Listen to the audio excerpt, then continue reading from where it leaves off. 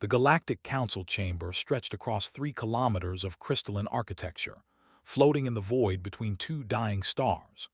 Representatives from 47 spacefaring civilizations had gathered for what many considered the most important diplomatic summit in 10,000 years.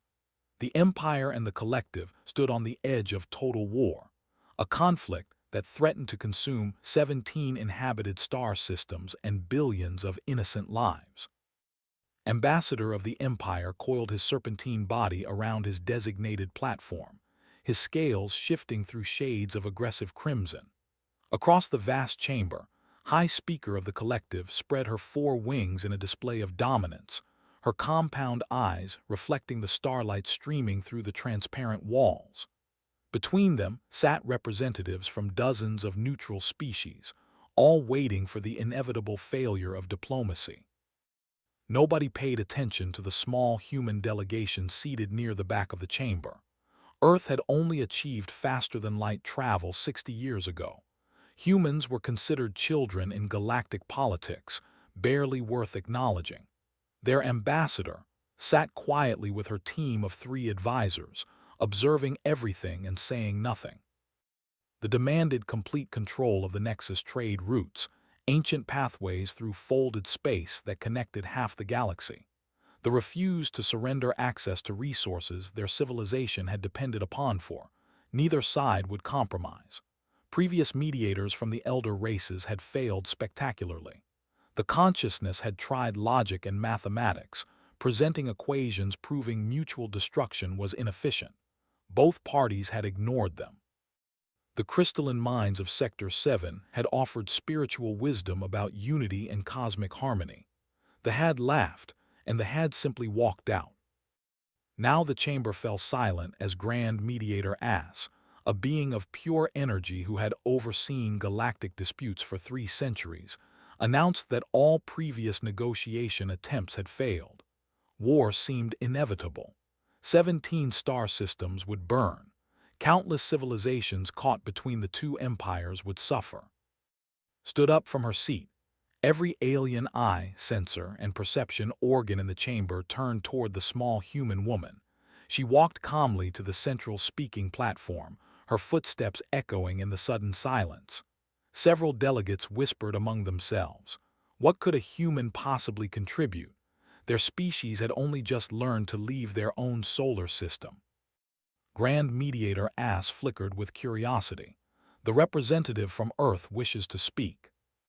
Nodded. With respect to the Grand Mediator and all assembled delegates, I request permission to attempt mediation between the Empire and the Collective.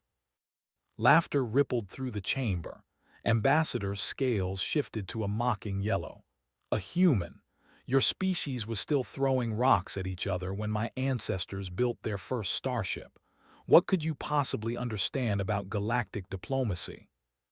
High Speaker clicked her mandibles in agreement. The human request is amusing but wasteful of our time. Perhaps they should return when they have achieved at least 1,000 years of spacefaring civilization. Remained calm. She had expected this response. Her team had studied galactic politics for decades, preparing for exactly this moment.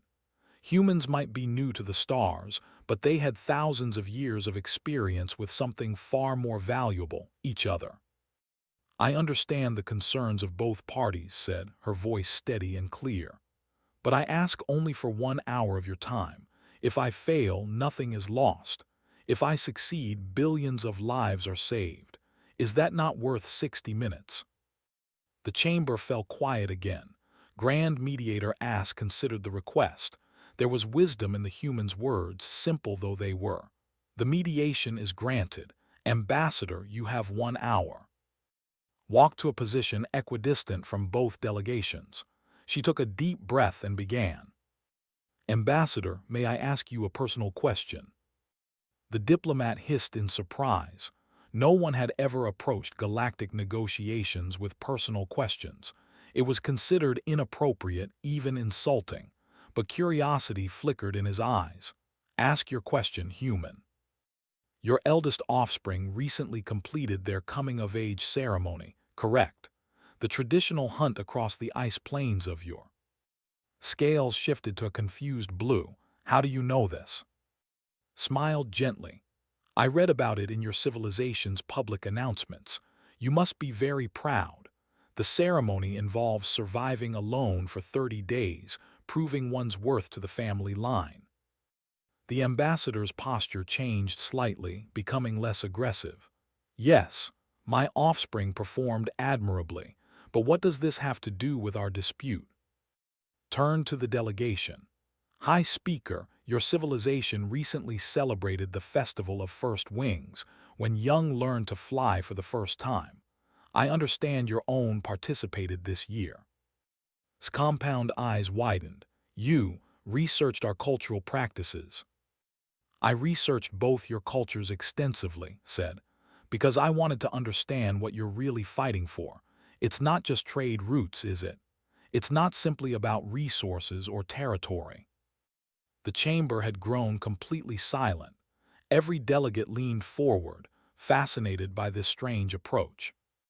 Continued, Ambassador, the Nexus trade routes pass directly through the system where your species first evolved.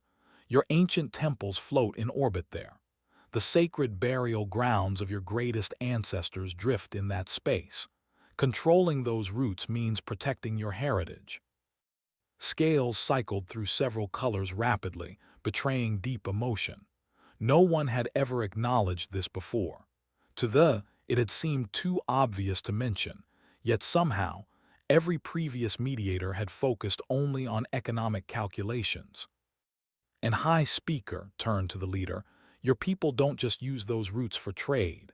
The unique radiation from the stars along those pathways is essential for your reproduction cycle.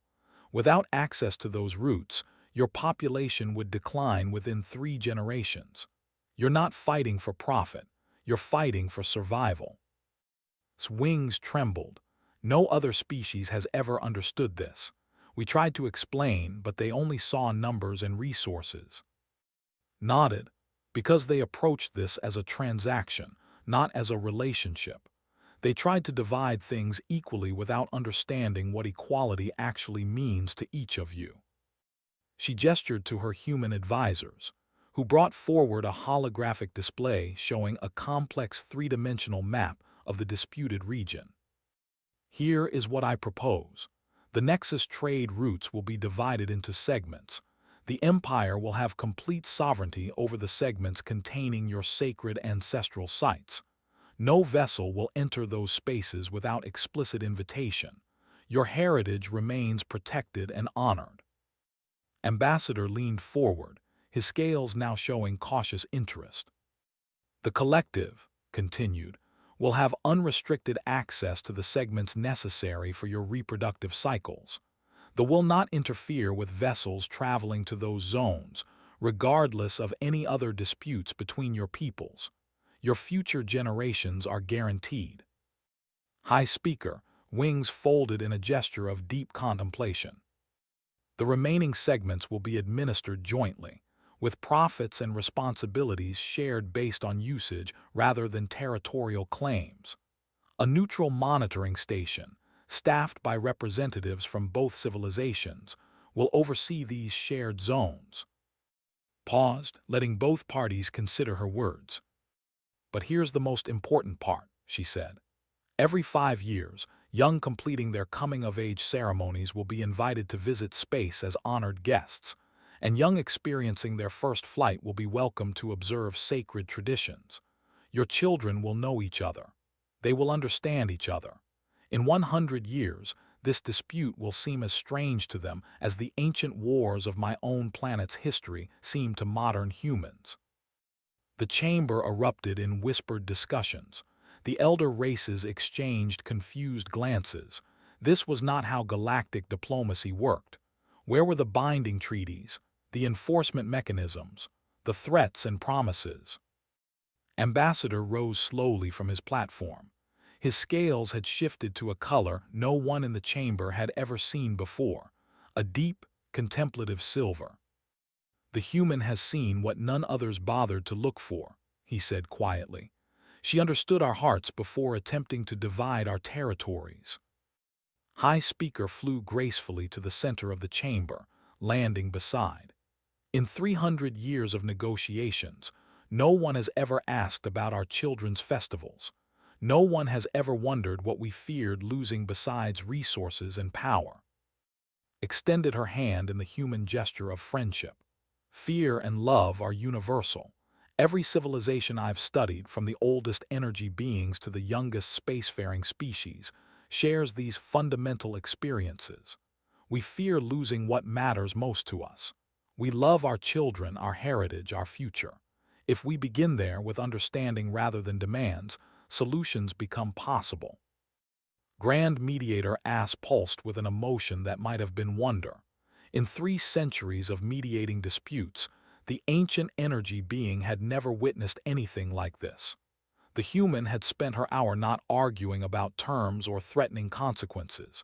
She had simply listened, researched, and understood. Ambassador extended one of his scaled appendages toward the High Speaker. It seems we have been fools. We have fought over things without understanding why they mattered. Touched this appendage with her own delicate limb. Perhaps it takes a young species to see what ancient ones have forgotten.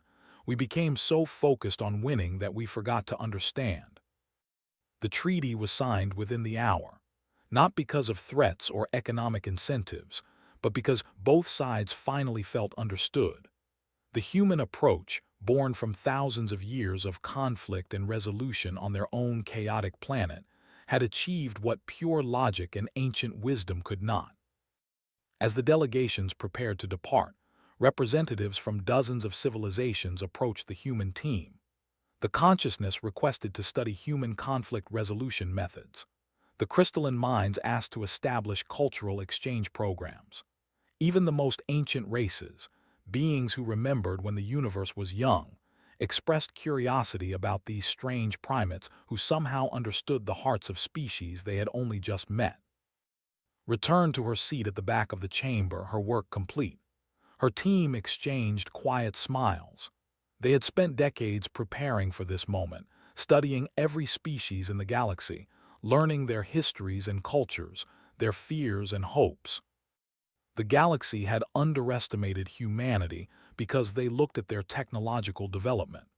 They saw primitive spacecraft and basic weapons.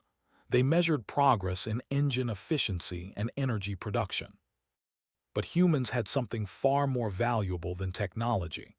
They had spent their entire existence learning to understand each other across impossible divides.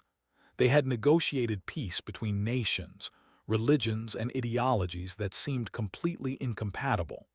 They had learned, through painful centuries of trial and error, that the key to resolution was not logic or power but empathy. As the human delegation's ship departed the Galactic Council station, looked back at the crystalline structure floating between the dying stars.